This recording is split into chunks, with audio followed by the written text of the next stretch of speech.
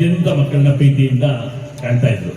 ಆ ಕಾರಣಕ್ಕಾಗಿ ಮಕ್ಕಳ ದಿನಾಚರಣೆ ನೆಹರೂರವರ ಹುಟ್ಟುಹಬ್ಬ ದಿನ ಆಚರಣೆ ಮಾಡುವಂಥದ್ದು ಇಲ್ಲಿ ಜಾರಿಯಲ್ಲಿದೆ. ಮತ್ತು ಹೊರಗಡೆ ಎಲ್ಲ ಕಡೆ ನಡೀತಾ ಇರೋದು ನಾವು ನೋಡ್ತಾ ಇದ್ದೀವಿ.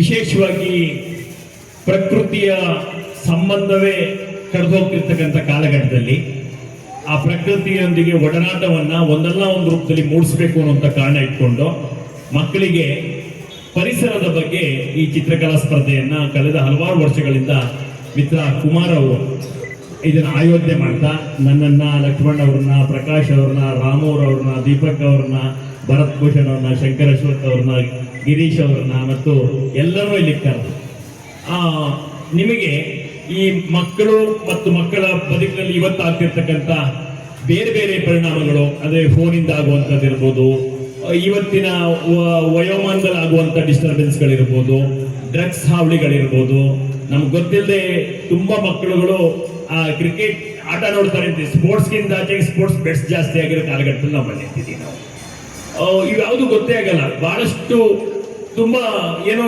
ಮನೆಯಲ್ಲಿ ವ್ಯತ್ಯಾಸಗಳಾಗ್ತಿದೆ ಅಂತ ಗೊತ್ತಾಗುವವರೆಗೆ ಕಾಲ ಮೀರಿ ಹೋಗಿರ್ತೇನೋ ಅಂತ ಅನ್ನೋಷ್ಟು ದಿನಮಾನಸಿಕೆ ಬಂದು ಹೋಗ್ತಾ ಇದ್ದೀವಿ. ಅದಕ್ಕಾಗಿ ಈ ರೀತಿ ಪರಿಸರದ ವಿಚಾರಗಳಲ್ಲಿ ತೊಡ್ಕೊಂಡಾಗ ಅದೆಲ್ಲದರಿಂದ ತಿಳಿ ಮನಸ್ಸಿನಲ್ಲಿ ಸುಂದರವಾದಂತಹ ಬದುಕನ್ನು ಹೆಂಗೆ ಕಟ್ಟಬೇಕು ಅನ್ನುವಂಥ ತಿಳುವಳಿಕೆ ಮೂಡಿಸುವಂಥದ್ದು, ಆ ಪರಿಸರದೊಂದಿಗೆ ಒಂದು ಬಾಂಧವ್ಯ ಇಟ್ಕೊಂಡು 10 ಗಿಡಗಳನ್ನ ಹಾಕಿ ಬೆಳೆಸಿ ಪೋಷಣೆ ಮಾಡುವಂಥದ್ದು, ಇದು ನಮ್ಮ ಕರ್ತವ್ಯ ಆಗಬೇಕು, ನಮ್ಮ ಜವಾಬ್ದಾರಿ ಆಗಬೇಕು ಅಂತ ತಿಳಿಸೋ ಕಾರಣಕ್ಕಾಗಿ ಈ ಪರಿಸರದ ಬಗ್ಗೆ ಚಿತ್ರಕಲಾ ಸ್ಪರ್ಧೆಯನ್ನ ಇಟ್ಕೊಳ್ಳೋದು. ಬರೆಯುವಾಗ ಅವರಿಗೆ ಅನ್ಸಕ್ ಶುರುವಾಗುತ್ತೆ, ಅದ್ರ ಮಾಹಿತಿ ಬರುತ್ತೆ. ಇವತ್ತು ಕಾಲದಲ್ಲಿ ಏನಾಗಿದೆ ಅಂತಂದ್ರೆ ಎಲ್ಲರೂ ಕೂಡ ಡೈರೆಕ್ಟ್ ಬೆನಿಫಿಟ್ ಕೇಳೋರು ಆಗ್ಬಿಟ್ಟಿದೀವಿ. ಇಂಡೈರೆಕ್ಟ್ ಬೆನಿಫಿಟ್, ಲಕ್ಷ್ಮಣ ಅವ್ರು ಹೇಳ್ತಾ ಇದ್ರು, ಒಂದು ಮರ ಇದ್ರೆ ಎಷ್ಟು ಆಕ್ಸಿಜನ್ ಬರುತ್ತೆ, ಹಣ್ಣು ಎಷ್ಟು ಬಿಡುತ್ತೆ, ಪ್ರಾಣಿ ಸಂಕುಲಕ್ಕೆ, ಪಕ್ಷಿ ಸಂಕುಲಕ್ಕೆ ಏನು ಅನುಕೂಲ ಆಗುತ್ತೆ, ಕಾರ್ಬನ್ ಡೈಆಕ್ಸೈಡ್ ತಗೊಂಡು ಹೇಗೆ ಆಕ್ಸಿಜನ್ ಕೊಡುತ್ತೆ, ಅದ್ರ ವ್ಯಾಲ್ಯೂ ಏನು ಅಂತ. ಆದ್ರೆ ನಮ್ಗೇನಂದ್ರೆ 16 ಲಕ್ಷ ರೂಪಾಯಿ ಒಂದು ಜೀವಿತಾವಧಿಯಲ್ಲಿ ಮರ ಕೊಡೋ ಬದಲು 1600 ರೂಪಾಯಿ ಕೊಟ್ಟರೆ ಅದು ತಗೊಂಡು ಬೇರೆ ಕೆಲಸ ಮಾಡಿಕೊಂಡು ಹೋಗ್ತೀವಿ. ಆ ಮನಸ್ಥಿತಿ ಎಲ್ಲವನ್ನೂ ಹಣದೊಂದಿಗೆ ಕನೆಕ್ಟ್ ಮಾಡುವಂತ ಮನಸ್ಥಿತಿ ಹೋಗ್ತಿದೆ. ಆದ್ರೆ ನಾವೆಲ್ಲರೂ ಯೋಚನೆ ಮಾಡ್ಬೇಕಂತ, ತಾವೆಲ್ಲ ಹಿರಿಯರಿದ್ದೀರಿ, ನಮಗ್ ಬರುವಂತ ಆ ಒಂದು ಈ ರೀತಿಯಾದಂತಹ ವಿಷಯಗಳಿಗೆ ಹೋದಾಗ ನಮ್ಮ ಮುಂದಿನ ಪೀಳಿಗೆ ಏನ್ ಮಾಡ್ಬೋದು ಅಂತ ಯೋಚನೆ ಮಾಡ್ಬೇಕು. ನಾವು ಮಾಡೋ ತಪ್ಪುಗಳನ್ನ ಹೆಚ್ಚು ಅವರು ಅನುಕರಣೆ ಮಾಡ್ತಾರೆ.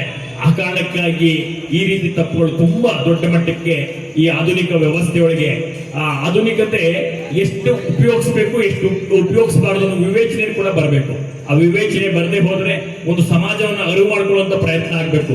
ನಾವು ಸಾಕಷ್ಟು ಜನಕ್ಕೆ ಈಗ 1-2 ಮಕ್ಕಳರಿಂದ ನಾವೇ ಗಳಿಸಿಟ್ಟಿದ್ದೀವಿ ಸಾಕಷ್ಟು ಅನ್ನೋ ರೀತಿಯಲ್ಲಿ ಅವ್ರಿಗೆ ಪ್ರಪಂಚದ ಕಷ್ಟ ದುಃಖಗಳು, ಸಮಾಜದಲ್ಲಿ ಇರ್ತಕ್ಕಂಥ ಎಲ್ಲ ವರ್ಗಗಳ ನಿಕಟ ಬಾಂಧವ್ಯ, ಅಲ್ಲಿರ್ತಕ್ಕಂಥ ಏರುಪೇರುಗಳು ಎಲ್ಲವನ್ನ ಮಕ್ಕಳಿಗೆ ತಿಳಿಸ್ಕೊಡ್ಬೇಕು. ಆವಾಗಲೇ